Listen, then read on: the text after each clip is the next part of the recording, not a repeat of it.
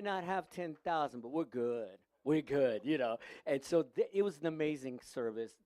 I mean, they do great things. I was so excited to be a part of that. But man, I'm so excited to be a part of New Dawn.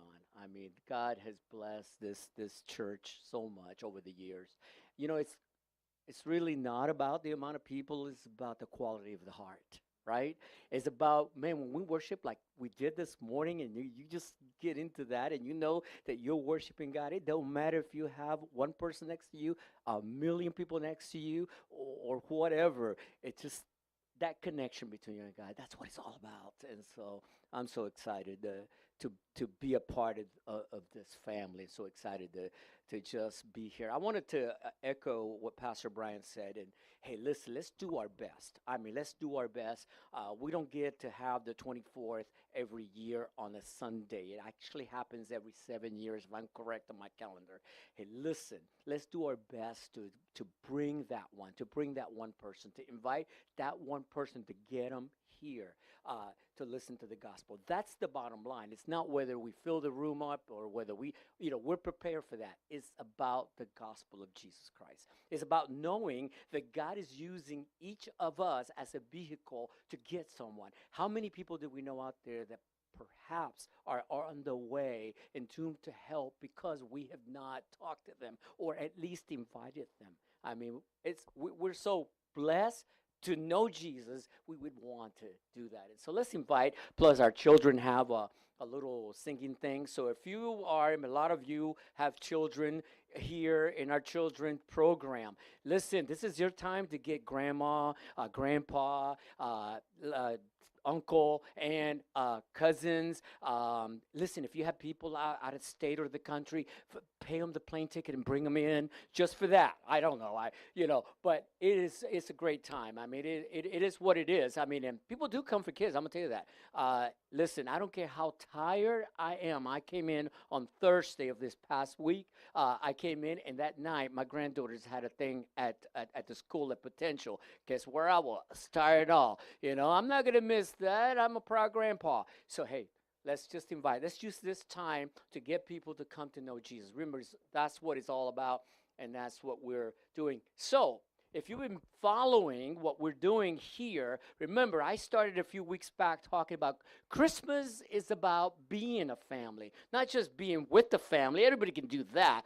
But while you are with the family is being a family. And sometimes, you would agree with me, it's a little messy. I mean, we love each other, we love family, but it can get a little messy sometimes. And sometimes at the Christmas time, you're sitting around the table with people, unfortunately, that we don't like a whole lot. But there they are, like a chair every year, and so we need to figure that out. We need to be able to be open with our hearts because we know what this whole thing is all about. So last week, I believe Pastor Danny spoke about being offended, how easily people get offended. I have to remind you that, when Jesus died on the cross, he took all of our offenses upon him, and he paid for them. There is no reason upon this earth that we allow our emotions to be so fragile that we're constantly offended by what someone said, or really the majority of the time, it's not even what you think, it's what we perceive the person is thinking or saying or they did it. So we allow offenses to be that thing that breaks up families or friendships or relationships. We need to get over ourselves, and we need to just decide, hey, listen, this is all about God, and I don't care what you do or say. I'm not going to allow that to just disturb my peace and my joy that comes from God. And if it comes from God, no one else has the right to take it away. You agree with me? No one has the right to take that away. And so it's important. I was laughing because while I was up there, now, God reminded me, and I knew what the message was about, but God has a way of figuring these things out and see where you are. Now, I sometimes tend to remember things as they were in the past. And if you've ever been in that area known as the Bible Belt, which is Georgia, South Carolina, North Carolina, and all those states in that area, and I've been there forever over the last 38 years because that's where I met my wife, and we keep going up there and all that. I've always remembered it to be a place that people are just extremely nice. It's not Miami, it's extreme. People are just very polite, very whatever, very this, very that, yes sir, no sir, all that kind of good stuff. And everybody goes, oh, I want to move over there because everybody's so nice. Okay, well, that's how I always remember it. So we decided, Danny and I, to go to Bed Bath & Beyond. Anybody here shops there? Why? I thought that when I would say that, everybody would shop there. So this is just a side announcement. It's not really a bad store, let me tell you. And let me tell you why. And they didn't pay me to say this. I have never seen a store that has a better return policy than Bed Bath & Beyond. If you don't believe me, ask Judy. I mean, it's amazing. They do. I mean, that's how they stand by. We bought, obviously, a coffee maker because that's what we do. We drink coffee. And we bought the coffee maker, one of those Keurig coffee makers, 4 years ago. All right? And so we made coffee. And in 2 years, the coffee maker said, I will not make any more coffee. What good is a coffee maker without making coffee? So we took it back to Bed Bath & Beyond. And you know what they did? They gave us a brand new coffee maker and took that coffee maker back because it is their policy. And we bought the coffee maker or got it back, and we made coffee for 2 more years. And the new machine, guess what happened after 2 years? It broke. That happens to be the lifetime of the Keurig machines. Guess what we did? We went back to Bed Bath & Beyond with both receipts from the original one, the one we exchanged, and yet this time that same coffee maker had gone down in price. We got a new coffee maker and $50 in our pockets. Who does that? Who does that? So you go, what does that have to do with the message? Nothing. Absolutely nothing. Just go and buy your gadgets. I mean, I'm just telling you. However, it does have a connection because while we're up there, we did go and we went to Bed Bath & Beyond. There was a gadget I wanted. I always say Christmas is a time where you don't get what you need. You get what you want. I mean, don't give me a gift for something I need. Like, don't buy me socks or underwear. I just don't do that. Buy me something I don't need, something I want. That's what Christmas is all about. So I wanted this little thing that makes fizzles and stuff. I didn't know what it was. So we went there, and so I'm expecting what I told you at the beginning. People are always nice, polite, and all that kind of stuff. So I go into the store, and I see this guy who obviously works for the store, has a tag, and he's rolling a ladder. And then I say to him, sir, I'm looking for, and he keeps rolling the ladder.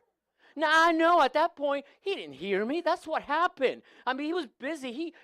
I'm sure he didn't mean to do that. So I said, sir, and I'm walking after him.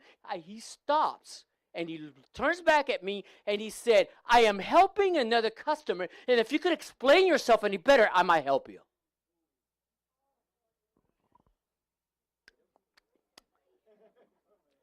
I knew that offenses were out there. And you see, I could have reacted to that. And I thought to myself, this is not happening, not in North Carolina. See, if this happened in Hialeah, I could deal with that. But not in North Carolina. So I said, sir, thank you so much. Don't worry about it. I walked away. What I didn't realize was that there was another employee looking, and this guy is looking, pretty tall guy, and I could see his eyes were peering right at that guy. And I'm like, And he says, sir, listen, do you need any help? Can I help you? What is it that you're looking for? So I just went to him and said, well, I'm describing this thing that I wasn't sure about. He goes, I know exactly what you're looking for. He took me right to the thing. We talked about the item, blah, blah, blah, blah. And then as he was going to walk away, he says, sir, by the way, I am so sorry. I apologize for what that guy did. That was wrong behavior. And I want you to know that he is the general manager of the store. I thought, this is not happening to me. And there's a lot of things were going through my mind as I thought I will get offended. Maybe this guy was, maybe he was just, he was white and I wasn't quite that white. All these things were going through my mind, but I said, no. I'm not going to let that happen. My options were I would go to the desk and I would report him, or I would do something better than that, which I did. The guy that helped me, I'll never forget, his name was Tony. I went to the desk, I alerted the lady, and I said, ma'am, would you let the manager or whoever know that you have an amazing employee in this store? His name is Tony. I mean, I'm telling you, he should be the manager of this store. She goes, oh, thank you so much for telling us. Whatever. And I just left. Now, I could have gone and got all mad and started spewing and all, your manager needs to be fired. I could have done that. I didn't have time for that. I was having a good time. I didn't have time to let this person, I could use it, this person ruin my day. It was a good day. So we left there. We kept shopping. It was good. It was amazing. I'm not going to stop going to Bed Bath & Beyond. Heck no. When I came down, that's the first store I went to. So my point in all this, why am I saying that, is because we can let anything like that, anything small, offend us for no reason whatsoever, and let that really get under our skin and let it break all kinds of relationships. But today, that was last week, but today, we're going to talk about an emotion that can really mess things up. And I'm going to try to explain this out to you guys before we actually go right into the Word of God and what it says. And what we're looking at today is called shame. Shame. And I hope it really makes a difference from now on when you look at someone and use the phrase, shame on you. Because shame is a very, very dark emotion. And shame can hurt so many different things in our lives. And we're talking about the ghost of the Christmas past. These are the things that will hold us back from moving forward. These are the things that we do in our past that we begin to identify with. And today we behave the way we behave because of the things that happened in our past. And we need to let it go. If we're going to enjoy this time, if we're going to be a family, then let's let that go and understand what this is all about. So I'm going to read a definition of what I'm talking about when I say shame. Shame is a painful emotion caused by the consciousness of guilt. I know I did it. I know I'm guilty. I did it. I stole that thing. I said that thing. I hit that thing. Whatever it is that you did, I know I'm conscious of that. And so this guilt and this shortcoming or impropriety, whatever it was that happened, but what it does is that shame is a soul-crushing emotion. What it does, it warps your identity. In other words, it defines in your mind, and only in your mind, it defines who you are. And this is not true. This is not who you are. But when you allow shame to be a part of your life to that degree, it does begin to define you in a different way. Now, let me right off tell you the difference. Guilt is one emotion. And what guilt says is guilt is the feeling that I did bad. In other words, is I know I did bad. That's why I feel guilty. All right? So I feel guilty because I did bad. I know that's guilt. Shame, on the other hand, is the idea that I am bad. I am bad because I did bad. I am a thief because I stole a pack of gum. I am horrible because of what I did. I'm a bad person because of what I said. Do you see what the difference is? One thing is understanding you did bad, you feel guilty. Shame is carrying that through your life and beginning to identify as if today you and I are acting in a way that we shouldn't just because of what we may have done in the past. And that's really the bottom line definition. We identify with the act. We connect what we did with whom we are. And that may have happened when you were a child. That may have happened when you were a youth. That may have happened 20 years ago or 10 years ago or 5 years ago. And so that gives you that sense. And so that's what we got to deal with. And I hope that in this room, no one is feeling the feeling of shame, that there is no shame, but more than likely, there might be one or two of you or more that right now are living your life in a way because of what you may have done in the past, and you feel that you are not good enough. We got to let it go. If I could sing, I would sing the song. Let it go. We got to let it go in order to understand, man, what God has done for us is that God said, it's wiped away, it's clear, it's no longer there. God already said that, God already wrote it, God already sealed it. You and I have to believe it and live by it, because that's not part of who we are today. And so you don't say, I did bad, therefore I am bad. I was rejected, therefore I'm no good. That's not what some people as kids were rejected, perhaps by their own parents. I've been there. I felt that emotion throughout most of my childhood because my parents divorced, my mother went her way, my dad went his way, and I felt like, nobody loves me, nobody cares. And for a lot of years, I felt that emotion of shame, of rejection. I felt, well, if the people that I should be trusting the most rejected me or left me, why should I believe that anybody cared? But you know what? That was in the past. Because you know what? I have been approved and accepted by the Lord, by the Savior, by the God Creator. I don't need anybody else's approval. We got to get to that point in our lives. And if we don't, then we're going to live that way for the rest of our lives. To kind of give an illustration of ideas of things that people may do that makes them feel guilty and eventually shameful there's this that's something I read, but this family that were in the church, husband and wife, they ran up into a new couple that was visiting. It was obvious they were visitors and what have you. So they wanted to be friendly, and meet them. And they started speaking in the hallway and chatting about them and who they were, where they were from. Ultimately, they ended up in the conversation of where they live.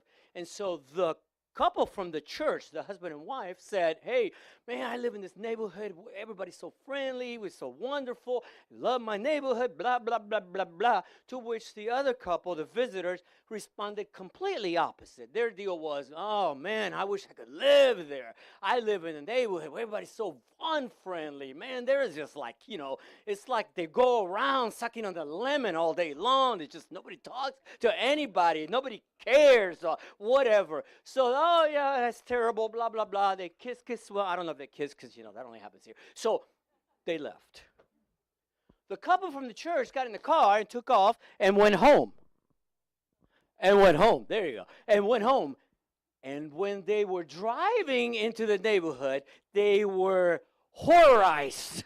I know that's not a word, but just bear with me. To look over and see that their next door neighbors were the visitors at the church. Now think about that for a moment. Think about that for a moment. How would you feel? How would you feel? Now, you say, well, they should be ashamed of themselves. Well, no, not necessarily.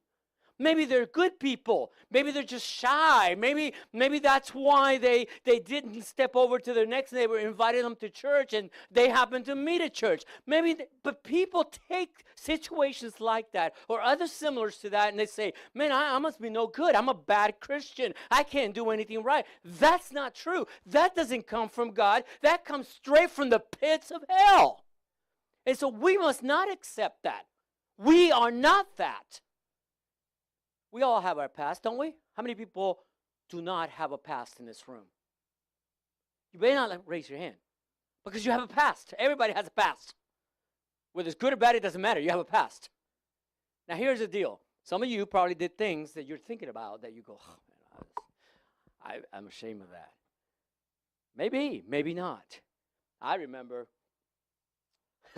when I came here, I lived X amount of years, when I say here, New York, and I've been all over the world when I was a child. And so I learned English, and I decided that at junior high school, I'd go back to Puerto Rico. So I did. And so I had friends that I'd made and blah, blah, blah, blah, blah, blah. I know English. My friends did not. So I went to visit in their house, and you have to imagine, if you've never been to Puerto Rico or some of the islands or whatever, everything up in the countryside. You have small roads, and so you could pretty much speak to your neighbors. So like, hey, come here. Everybody, you didn't need phones or any of that kind of stuff. So we're sitting up in the front porch. My two friends, two girls actually, and myself, and across the street was another house of people that I actually knew. I knew the adults there. But they had a girl that had just arrived, and she was from the United States. She was American, as they would call it. I didn't realize what they were doing at the moment, but they would say, she's Americano. And I'm like, okay, so she's sitting over there. We're sitting over here up in the front porch, and they said to me, hey, Rudy, how do you say this in English? Well, I'll tell you, I'm not going to tell you all the words that they asked me because they were really pretty bad. But I knew how to translate all of them. But the least one was, how do you say bruja in English? Witch. So I said, hey, witch. And they started laughing, and they would go, witch. And I'm like, why are we yelling witch? I was so dumb. The problem was I caught on. And they continued to do it, and I continued to translate, and they continued to say these words derogatory to that girl. Why? Maybe they were jealous of this girl. I don't know what was going on. Here's the bottom line. My mother had come down to visit. She lived here in the States. She knew this family. This family knew her. This family knew my grandmother. This family knew where I lived.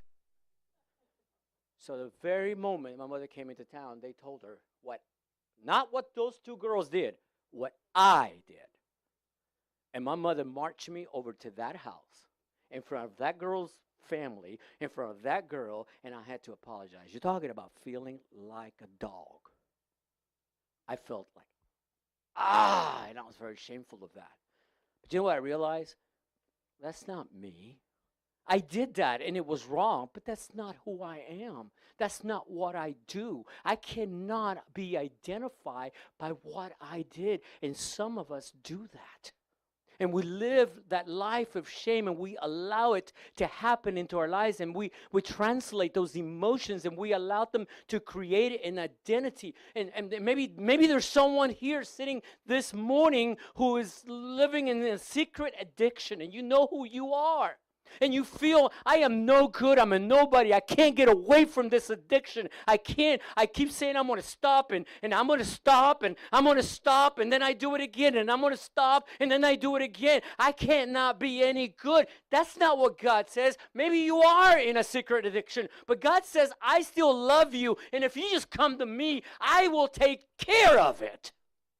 But you and I have to believe that. Maybe there's someone in this room today who is looking at something that they should. Maybe you're in this room today and you had a sexual past that you seem to think that you can't get away. Man, I am no good today. I am worthless. Nobody's going to love me because of what I did in my life 10, 15, 20 years ago. If they knew that in this church, they wouldn't even allow me to stand at that door and say hi to anybody. You shouldn't feel that way either. Because this is your family. And if there was something in your past, you should be able to stand up and say it. And everybody in this room should be able to say, we love you and you are forgiven. And if it wasn't by the grace of God, I'd be there today. Because we're all in the same boat and we're all forgiven by the same God. So don't allow that to eat you up. Man, people begin to use shame and begin to identify themselves in such a way with such negative adjectives. I mean, I wrote down a few of them. I'm defective, people say. I'm damaged. I am broken. I am flawed. I am dirty. I am ugly. I'm impure. I am disgusting. I am lovable. I am weak. I am pitiful. I am insignificant. I am worthless. I am unwanted. Dear God, after reading that, I need to take a shower. I just feel those things are awful. They're awful. How can anybody think of themselves that way? Especially if you know you're a Christian. If you know you're a child of God, you're not any of those things no matter what you did because you've been washed by the blood of Jesus Christ. of that, you can't allow your mind to tell you things that are not true. That is not true. And so what happens because of this shame? It creates what I would call a shame-based thinking. What happens is you begin to think and you begin to act and react by the way that you feel because of what you did. Oh, wait, let me make it clear. Not only by what you did, but because of what was done to you.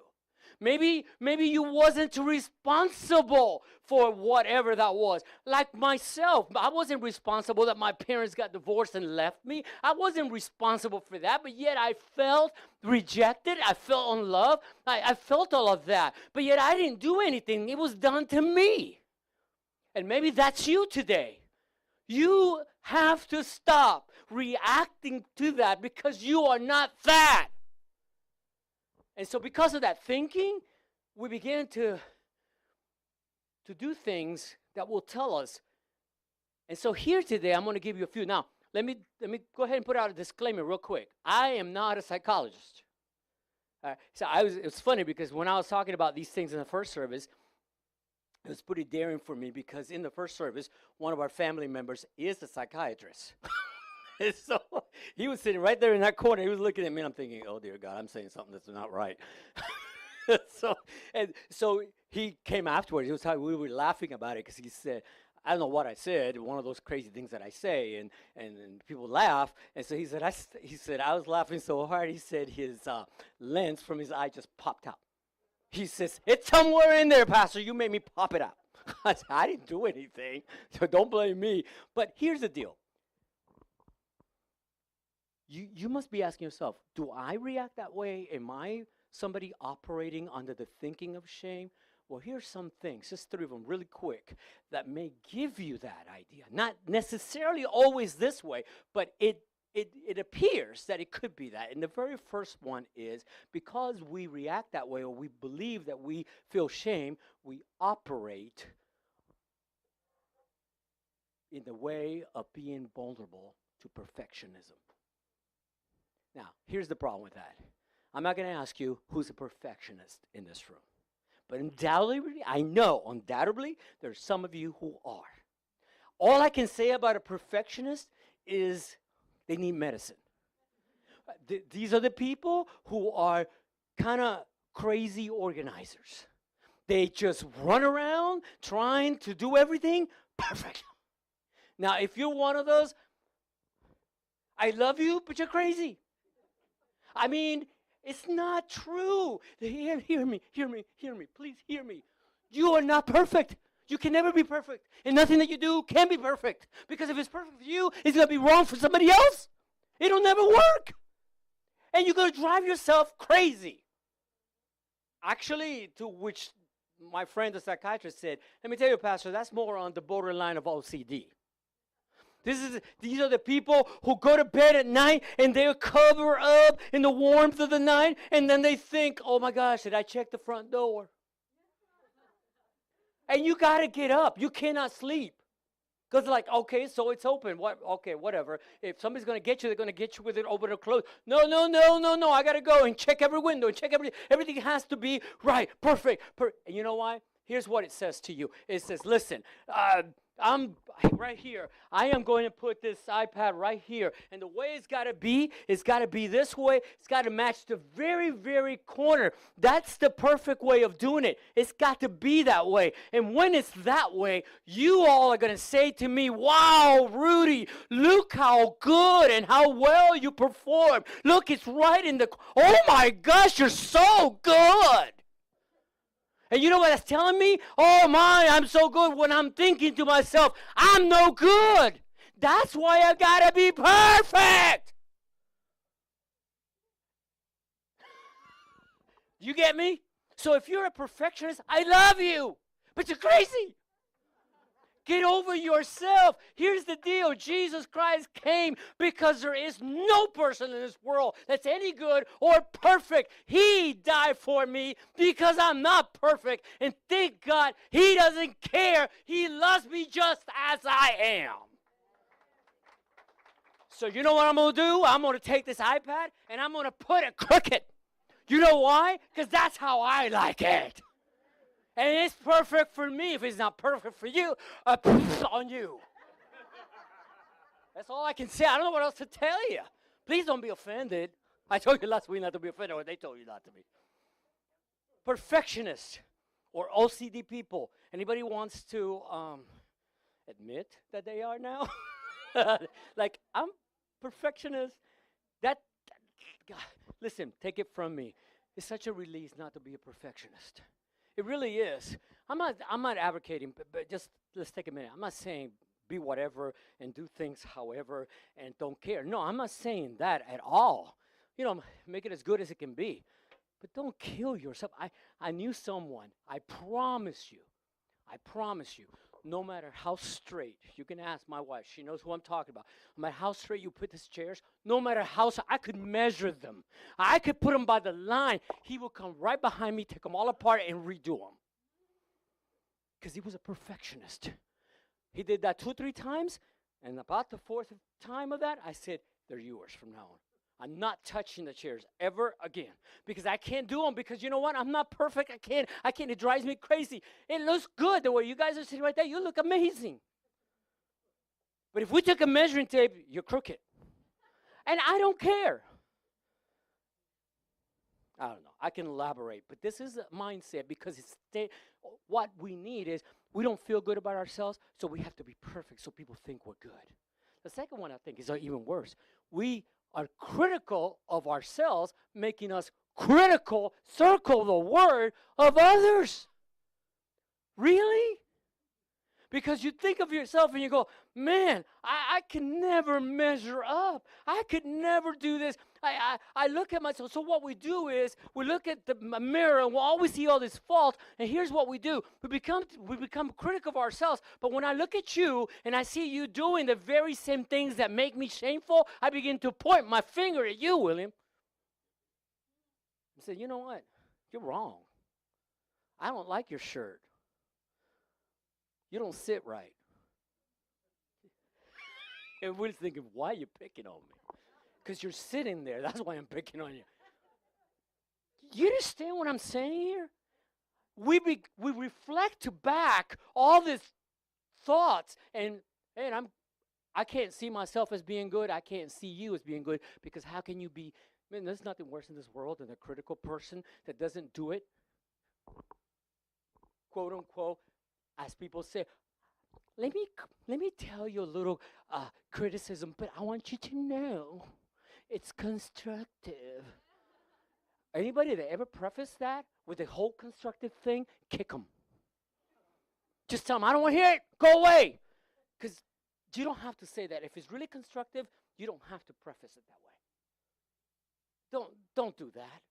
And if you don't like yourself, see it for what it is. So just don't project it on someone else. Here's the problem, guys. A lot of times we project it on our family. Here's where it gets ugly. We project it on our family. We project it on our husbands and our wives. Listen to me, couples. That's what we do. Worse than that, let me tell you what's worse than that. Projecting that on our children. We don't like what our children are doing because they're doing the very thing that you're doing wrong. And they're just simply repeating what you're doing, and then you don't like it, and then you punish them for the very thing that you do.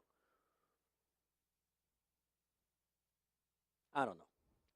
Third, let's move on real quick, because if I get on that one, I won't finish today, because it drives me crazy.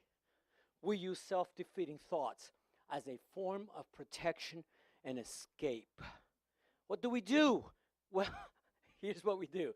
Have you ever met someone, or do you live with someone, or are you that person that always think the worst outcome?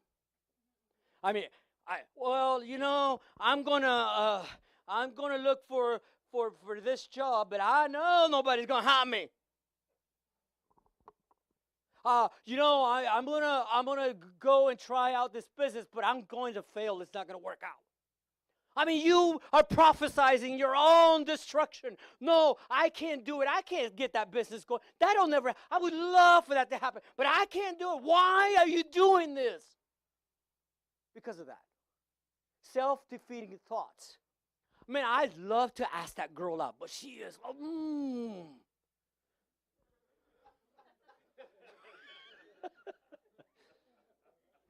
But I know she will never look at me. How you know that? How you know that? You go, because look at me. I'm ugly. Have you ever seen some of the people out there that have homemade sin ugly? With the most beautiful women in the world? All you have to do is make them laugh. Ask Judy. I still make her laugh. Just so that she doesn't really see the real me. Do you understand what I'm saying? Why are we doing that? Again, because of the shame that we've been carrying, and you think you're not good enough, and you keep saying all these things about yourself that are wrong. We're using self-defeating. And you know, here's the deal. Here's the worst part of it all. Because of that, we sabotage what could be an amazing opportunity or relationship. We just simply say, it cannot be done. I cannot be with that person. I cannot get that job. I cannot be that kind of person. I can never open up a business. I can never. And so when the opportunity comes your way, you look at it, you go, it's never going to happen. Let me walk away. Instead of jumping in and saying, you know what? With God's power, with his help, I can do all things through Christ. Instead of saying that, we love quoting that verse, but when it's time to apply it, we forget about it. It's crazy. So I know by now you want to know, okay, this is all wonderful, but if you're not a psychologist, what does the Bible say? I'm going there, just because you ask. So here you're going to see Isaiah chapter 54, verse 4, right? And believe it or not, we're towards the end of this message. Some of you are thinking, oh, no, we're just about to start. No, we're not. We're towards the end. Here, stay with me. Let me give you a context before you even read it. All right? So you remember Israel, right? You remember how stubborn Israel was. And so there were two times in their lives. First time was in Egypt. They were in Egypt because they eventually, because of Joseph, went down to Egypt, and they were living in Egypt, and they got used to Egypt, and they got used to the lifestyle. They got used to the culture. Now, did they know there was a God? Absolutely. They knew the God of Jacob. They knew the God of their ancestors. They knew that there was a mighty Jehovah. But they got used to the culture. They got used to the good life in Egypt. And they kind of forgot about God. But wait, let's not be too hard on them. How many people have lived their lives that way? Listen, I was raised in a home that actually was led by witchcraft and all that kind of stuff. But my grandmother would always tell me, there is a God. You must believe in God, and you must go. I went to the Catholic church. I did my first communion. I learned all about God, and I never doubted there was a God, but I did not live accordingly. And I did a lot of things. That's what the people did in Egypt. But eventually, you remember the story of Moses. He got them out of Egypt. He took them through the desert. God was so present in their lives. He opened the Red Sea. He was in front of them and behind them by a pillar of light. He did all amazing wonders. And what did they do? Moses said, hey, by the way, wait here, because I'm going to go talk to God face to face. I'm climbing the mountain in Mount Sinai. You just wait. And Moses was gone for just a few days. I mean, could have been, 30, 40 days, the Bible says. They couldn't wait 40 days. They looked at Aaron and they said, Aaron, man, get us something so we can worship. Moses is not coming back. And so what did they do? They got a cow, I call it a cow, of gold, and they started worshiping that cow.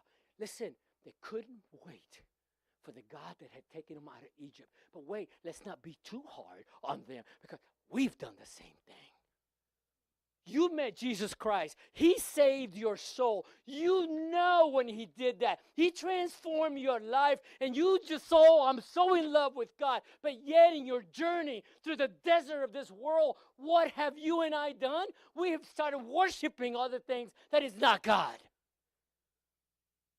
And I'm not talking about idols of statues or anything like that. I am talking about the way we live our life. We follow wealth. We follow money. We follow all these other things, even relationships, and we put them before God.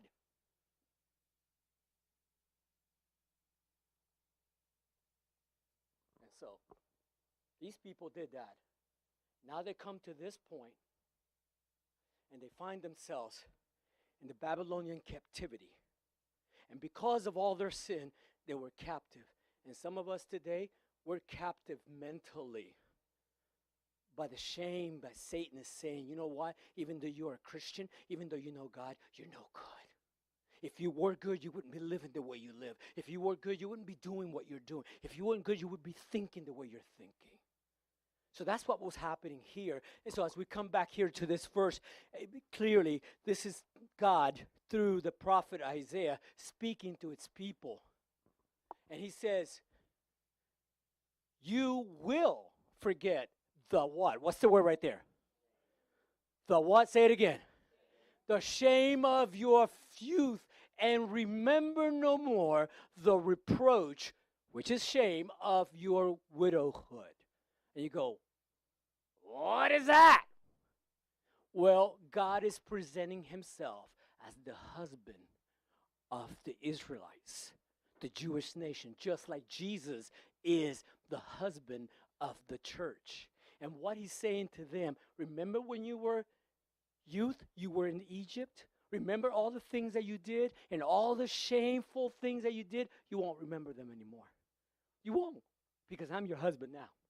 I'm going to take care of that. Remember when you were captive in Babylon, your widowhood? Remember that? Remember I allowed you to go through that because of what you did with your life after I did what I did for you? You won't remember that either.